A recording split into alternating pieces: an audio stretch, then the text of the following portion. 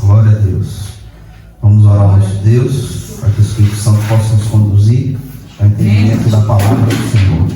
Glória a Deus. Glória a Deus. Pai, nós te agradecemos por tudo que o Senhor vem fazendo na nossa vida. Precisamos, Senhor, da sua instrução, a instrução da tua palavra, que teu Espírito possa nos conduzir a entender ao que o Senhor quer nos dizer esta noite. Em nome de Jesus, amém. Primeira carta do apóstolo Pedro, capítulo 1, versículo 20 ao 22.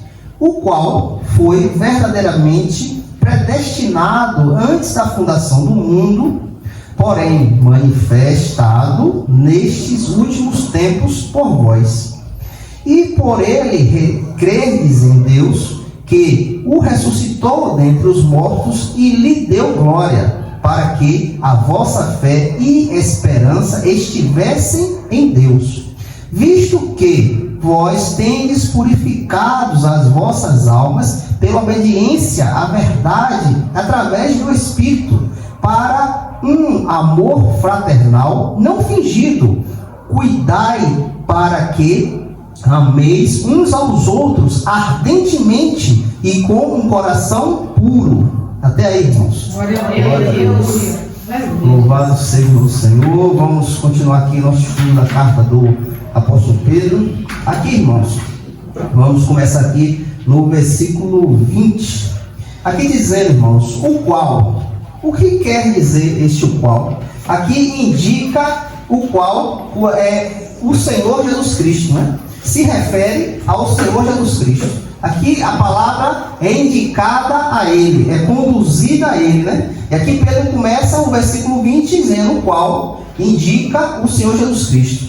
E aqui vai, irmãos, foi verdadeiramente predestinado antes da fundação do mundo, né? Qual foi o motivo que Deus predestinou o Senhor Jesus Cristo antes da fundação do mundo? Significa que o plano de Deus para a salvação por meio de Jesus não foi improvisado, mas determinado antes da fundação do mundo. Onde é que nós vemos mais explicação sobre isso? Em Apocalipse capítulo 13, versículo 8. Aqui fala um pouco sobre essa predestinação de Jesus Cristo. Apocalipse capítulo 13, versículo 8. E todos os que habitaram na terra, a adoração, cuja o nome não estão escrito no livro da vida do Cordeiro morto desde a fundação do mundo. Apocalipse vem nos mostrar que Cristo foi premeditado antes da fundação do mundo para ser um cordeiro que paga os pecados do mundo, né? Em Efésios capítulo 1, versículo 4 também fala sobre a predestinação de Jesus Cristo. Efésios capítulo 1, versículo 4. Aqui fala também sobre este assunto a qual o apóstolo Pedro está lhe falando, né? Efésios capítulo 1, versículo 4. Como nos escolheu nele, antes da fundação do mundo, para que fôssemos santos e sem culpa diante dele em amor.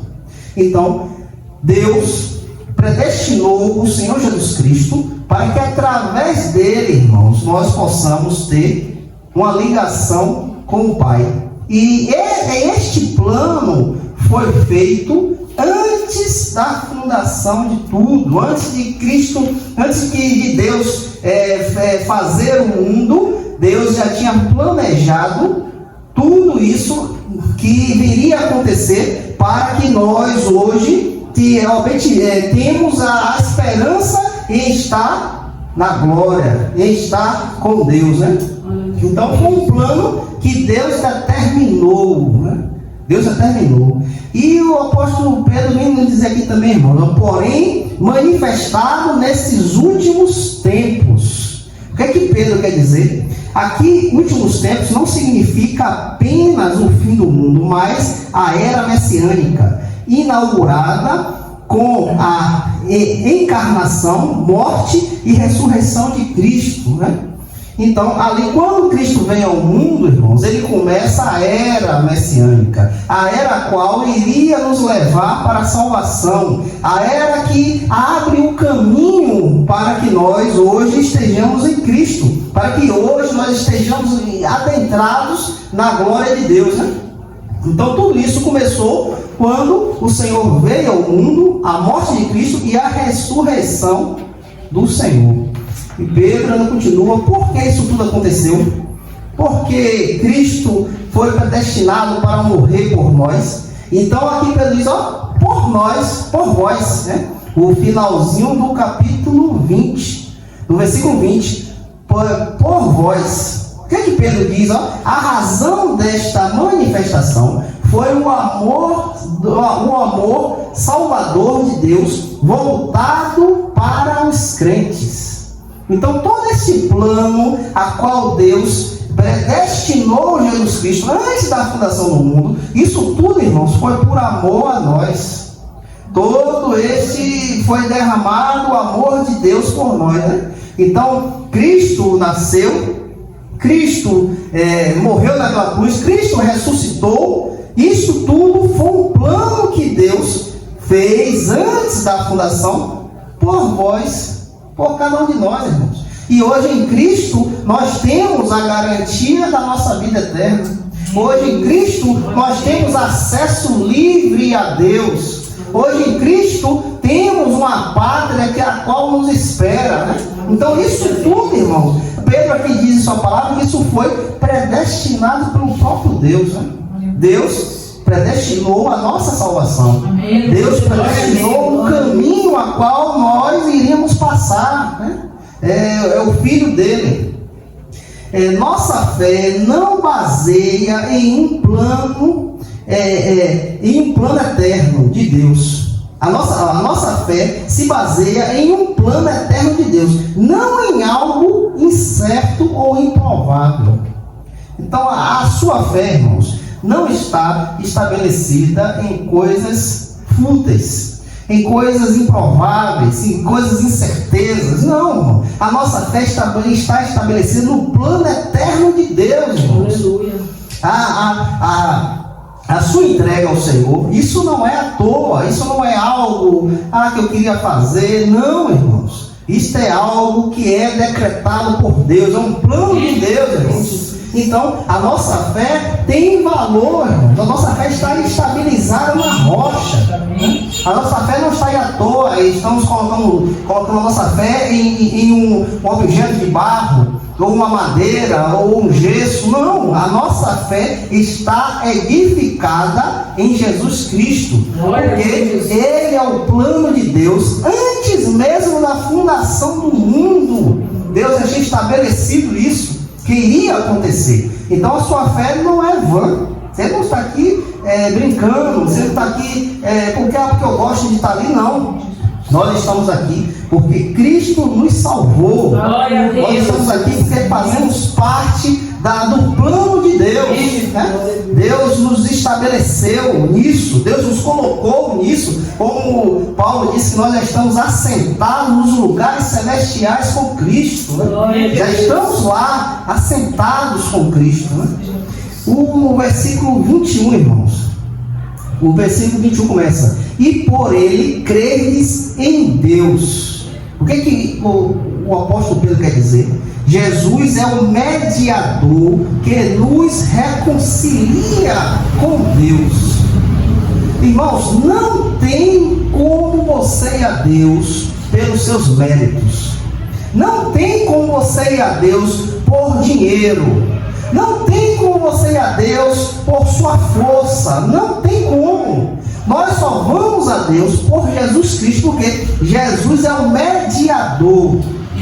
É Ele que nos liga com Deus. É Ele que nos dá esta ligação. É Ele que, por Cristo, nós somos reconhecidos por Deus por filhos. Por que Deus nos reconhece como filhos, como filhas? Porque pelo seu Filho Jesus Cristo, irmãos. É por Ele. E como é que nós podemos entender esta palavra de Pedro? Aqui em João capítulo 14, versículo 6, João indica a certeza a qual nós temos em Cristo Jesus. Porque aqui João fala que não tem possibilidades de ter outro caminho, de ter outra verdade, de ter vida em outro lugar. Não. João capítulo 14, versículo 6. E disse-lhe Jesus: eu sou o caminho, a verdade e a vida. Agora, preste bem atenção, ó. Nenhum homem vem ao Pai senão por mim. Jesus é claro, irmãos, ó. Ninguém pode ir ao Pai se não for por Jesus Cristo. Então, para que você possa ter uma ligação com Deus, você tem que ter Cristo em sua vida. Você tem que abrir o coração para Ele.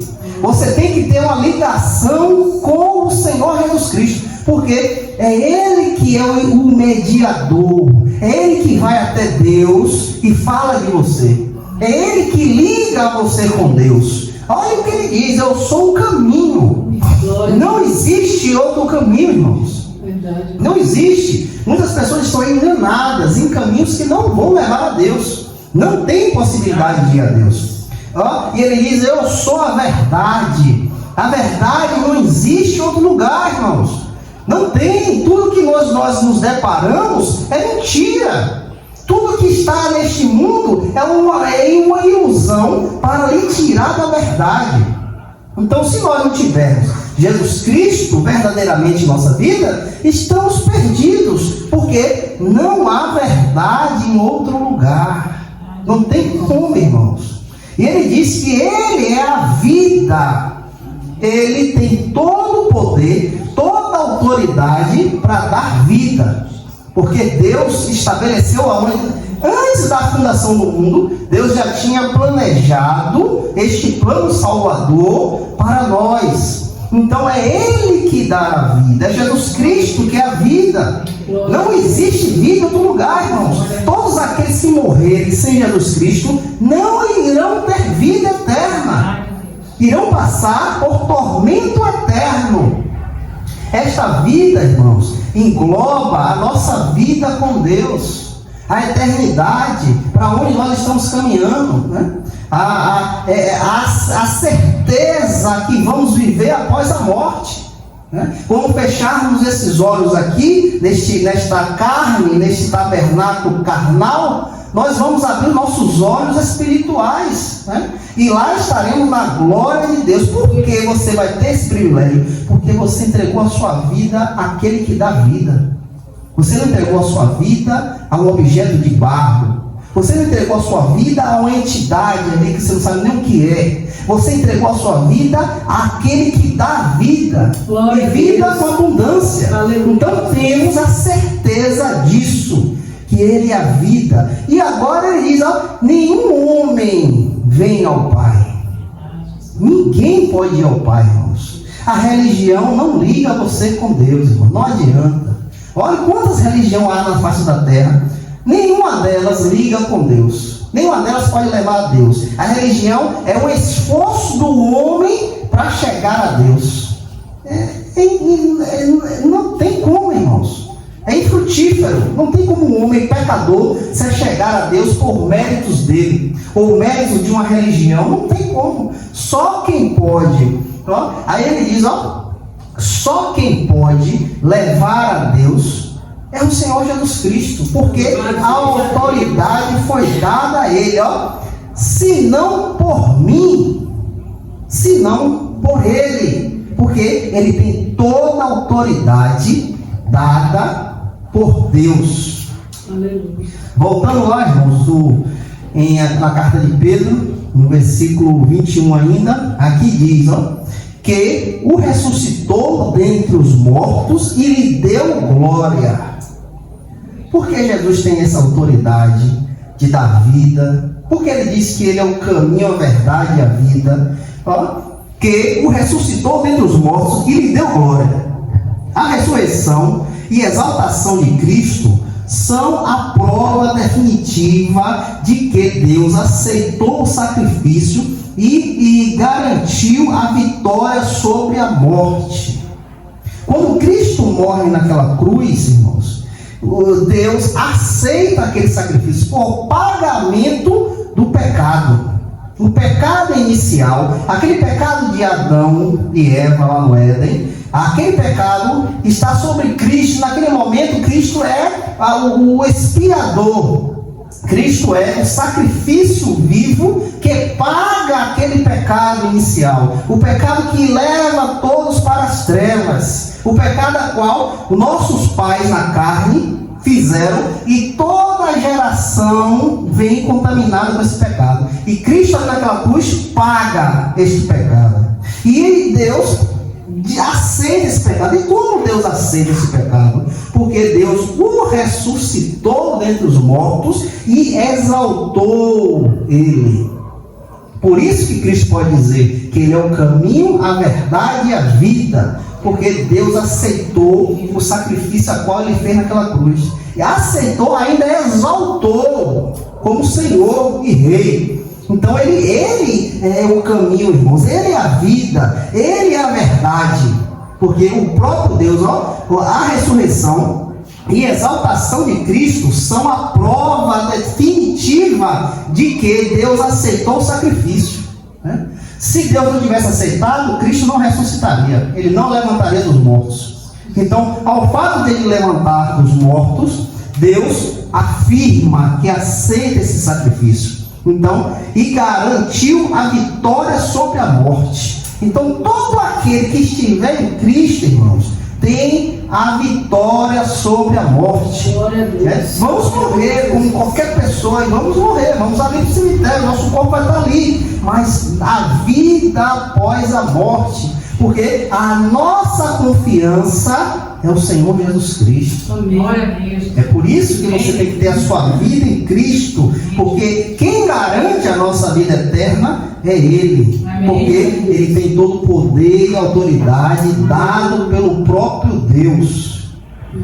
O versículo 21 ainda, irmão, para que a vossa fé e esperança estivesse em Deus. O que é que Pedro quer dizer aqui, irmãos? A base da fé e da esperança não é apenas um sentimento, mas o fato histórico e poderosa da ressurreição. Como nós podemos ter a garantia da nossa fé em Cristo? Porque Ele ressuscitou, irmão. Ele vive, Ele está vivo. Então, esta é a nossa garantia de confiarmos nele. Porque o Senhor está vivo. Deus, o Pai, o ressuscitou dentre os mortos e deu poder e autoridade. Então, temos a confiança, a maior confiança temos em Cristo Jesus, porque Ele é a resposta de Deus. O Senhor Jesus Cristo é a resposta de Deus, porque o Senhor o ressuscitou dentre os mortos. Então, ali indica que Deus aceitou aquele sacrifício. Não precisamos pagar mais nada, irmãos. Em Cristo, tudo foi pago. Você se lembra quando ele está na cruz, ele olha para o céu e diz, Pai, está consumado. Ali ele diz, o pecado a qual estava sobre a humanidade está pago. Ele pagou naquela cruz. Não temos que pagar mais nada. Então, quando você confia em Cristo, seu pecado é pago, irmãos. Você não deve mais nada a Deus. O sangue de Cristo está sobre você e te mostra a Deus que você agora é filho. E te mostra que agora você é filha de Deus pelos méritos de Jesus Cristo, né? A nossa esperança não está em circunstâncias, mas no Deus que ressuscitou e glorificou. A sua esperança em Cristo está nisso, irmão, no Deus que ressuscitou e glorificou o seu Filho. Então, irmãos, temos uma esperança viva. A sua fé em Cristo não é à toa, irmãos. Você não está colocando a sua vida no Senhor à toa. Não, porque Ele tem poder e autoridade, irmãos. A sua fé é viva e eficaz em Cristo Jesus, irmãos. Nós estamos, vamos dizer, em cima de uma rocha. Glória a Deus. Tudo aí está aí, ó, em tormento, em terremotos, em aflição, em ventania, mas a sua casa está em cima de uma rocha, a qual nem o terremoto, nem o vento, nem a tempestade pode tirar a sua casa do lugar. Por quê? Quem é que garante isso? Quem é que nos dá a garantia disso? É o Senhor Jesus Cristo. Por quê? Porque Deus aceitou o sacrifício dele. Deus o ressuscitou e glorificou a ele. Então todos aqueles que confiam no Senhor Jesus Cristo têm a sua casa na rocha. Vai passar aí a dificuldade, tormento, agonia, mas você não será abalado. Aleluia. Você não será abalado. Agora, irmãos, o versículo 22. Visto que vós tendes purificado a vossa alma. Não é limpeza física, mas espiritual. Vem da convenção e santificação. Então, irmãos, todos aqueles que olham para Cristo e creem nele, há uma limpeza, irmãos. Há uma limpeza. Não é uma limpeza física, qual você está sujo, você vai ali e se limpa, joga uma água, joga um sabão, está limpo. Não é essa limpeza de fora, mas é uma limpeza espiritual, irmãos. Quando você entrega a sua vida a Cristo, há uma limpeza espiritual. O pecado é retirado da sua vida, irmãos. O pecado a qual lhe inclinava a perdição, né? Quando você crê em Cristo, esse pecado é liberado, é pago, né? E você não é mais cobrado disso. E também, irmão, você é santificado, porque o Espírito Santo vem habitar em você. Então Pedro aqui diz, ó, visto que vós tendes purificado as vossas almas, todos nós conhecemos Jesus Cristo, fomos lavados, purificados e santificados, irmãos. Todos nós conhecemos o Senhor. Pedro está dizendo, ó, visto que vós tendes purificado as vossas almas, nós já fomos purificados. E agora, pela obediência da verdade. Qual é essa verdade a qual Pedro está dizendo aqui? No versículo 22 ainda, irmão. Pela obediência da verdade. A verdade aqui é o Evangelho, irmãos. É a palavra de Deus. A palavra de Deus é a verdade. Obedecer e crer e se submeter à palavra de Deus. Olha o que João, capítulo 17 diz. Veja bem, João capítulo 17, versículo 17. Olha o que João fala. Santificados pela tua verdade.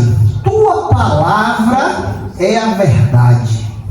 Irmãos, nós fomos purificados pela palavra de Deus, porque fomos expostos à palavra de Deus.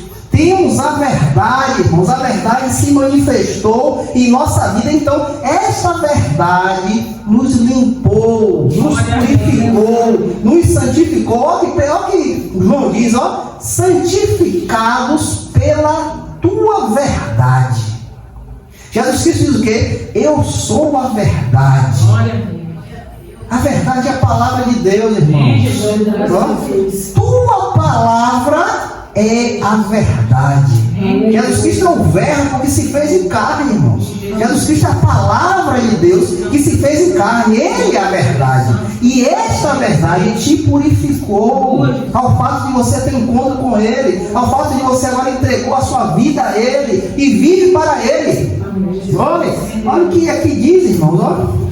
A verdade, ó, a verdade aqui é o Evangelho. Obedecer, crer e se submeter à palavra de Deus, irmãos. O que é que nós devemos fazer agora? Como a verdade vem diante de nós, ó, devemos obedecer, devemos crer e se submeter à palavra de Deus. Por quê? Porque a verdade é a palavra, irmão. Não existe outra verdade. Não existe outra verdade. A verdade é a palavra de Deus, né? a qual nos santifica quando nós obedecemos, se submetemos a ela e caminhamos com ela, né? Aqui, agora o 22 ainda, irmão, ó. Através do Espírito para um amor fraternal não fingido. O que a palavra de Deus faz conosco, irmãos? Olha, um amor fraternal. O fruto da purificação é um amor genuíno entre irmãos na fé, sem hipocrisia. Conhecendo a verdade da palavra, a qual veio sobre nós, nos lavou, nos purificou, nos santificou. Agora, o que nós temos agora? Ó? Um amor fraternal. O que é esse amor fraternal? Que demonstra afeição, caridade, cordialidade e ser sólido com as pessoas que convivem conosco. A palavra de Deus, irmãos, nos inclina. Esse Pedro quer aqui dizer, ó, você conhece a verdade agora. Com essa verdade você tem que amar o seu irmão. Mas esse amor não é um amor fingido, hipócrita, não. É um amor genuíno.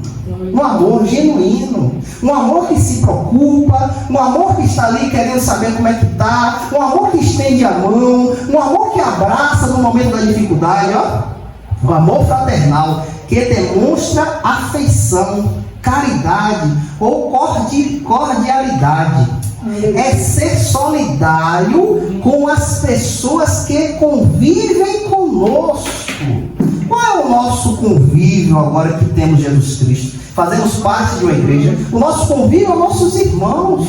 Então, neste convívio, nós temos que ter um amor fraternal. Um amor que não é fingido. Um amor que não é para ganhar coisas. Não, eu amo aquele irmão porque aquele irmão vai me dar aquele negócio ali que eu estou precisando. Não. Ou senão eu vou estar ali naquele meio da igreja porque aqueles irmãos gostam de dar cesta básica. Aqueles irmãos às vezes dão dinheiro, então eu tenho que ficar ali. Não, isso não é amor. Isso é fingimento, isso é hipocrisia. O amor é um amor que ama sem querer nada em troca. É um amor que se preocupa sem querer nada em troca. É um amor que te leva a estar junto com os irmãos sem interesse de nada. Sem se preocupar com o que você pode me dar, não. É um amor, é esse que Pedro quer nos levar, ó, o fruto da purificação. Como é que nós vamos ter esse amor? Se nós aceitarmos a palavra de Deus. Se a palavra de Deus nos lava, nos purifica. E agora, lavados e purificados, ó, esta purificação que a qual a palavra nos leva para um amor genuíno entre irmãos. Um amor verdadeiro. Ó, através do Espírito para um amor fraternal não fingido. Não fingido. Então, irmãos, ó, a palavra de Deus nos leva a ter um amor genuíno. Afeição, caridade, cordialidade e ser solidário com as pessoas que convivem conosco. Então, a verdade da palavra de Deus nos leva a ser verdadeiros, irmãos. Não tem como você estar no convívio de uma igreja e não amar o seu irmão verdadeiramente. Não tem como você fingir que ama o seu irmão. Não tem como, irmãos. Então essa pessoa não foi purificada. Essa pessoa não recebeu a verdade. Ela não sabe o que é a verdade. Então, não sabendo a verdade, eu vou agir da forma da minha carne, né? Eu só li porque os irmãos me dão um negocinho todo mês ali, ó. Porque os irmãos toda vez batem minha porta e não cesta básica. Por isso que eu estou ali.